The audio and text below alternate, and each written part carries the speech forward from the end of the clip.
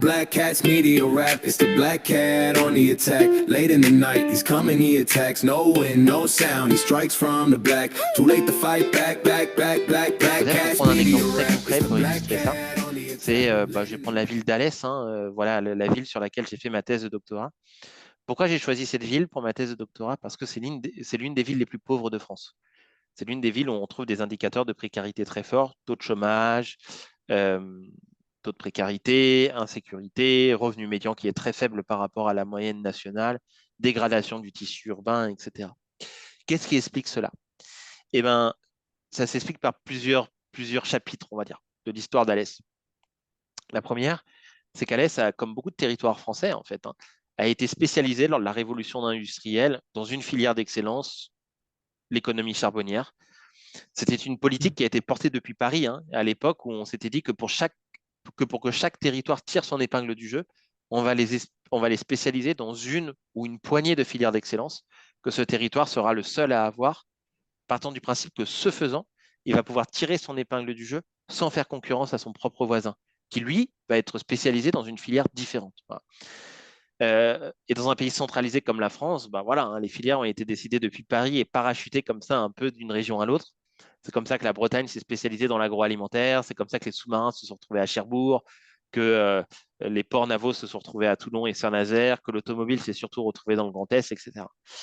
Pour beaucoup de villes des contreforts du Massif central qui avaient un sous-sol très riche, on les a spécialisées dans l'économie charbonnière. Alès, Saint-Étienne, Moulins, Decazeville en Aveyron, etc. Cette théorie des spécialisations, que nous on appelle dans notre jargon les avantages comparatifs, théorie économique, elle marche très bien sur le papier. Mais confrontée finalement à la complexité de chaque territoire, elle a des limites qui nous reviennent comme un boomerang au visage aujourd'hui. Et l'une de ces limites, c'est que ces avantages comparatifs, ils ne savent pas très bien profitiser l'avenir, dans le sens où au fil du temps, il y a des filières qui deviennent beaucoup plus compétitives que d'autres. Et là, on voulait que les territoires s'équilibrent par ces spécialisations, sont aujourd'hui en concurrence à cause de ces spécialisations d'hier. Et c'est notamment le cas de villes qui ont été spécialisées dans des filières qui n'ont pas résisté au coup du temps. Voilà. C'est le cas d'Alès, c'est le cas de Saint-Étienne, c'est le cas de Decazeville. Voilà. L'économie s'est complètement écroulée. Et pour reconstruire un tissu économique qui est pertinent, qui est pérenne, qui est robuste, ça met énormément de temps. La dernière mine à Alès, elle a fermé dans les années 80, au milieu des années 80. Mais tu vois, 40 ans plus tard, la ville d'Alès, elle est toujours embourbée finalement dans cette précarité liée à sa surspécialisation d'hier.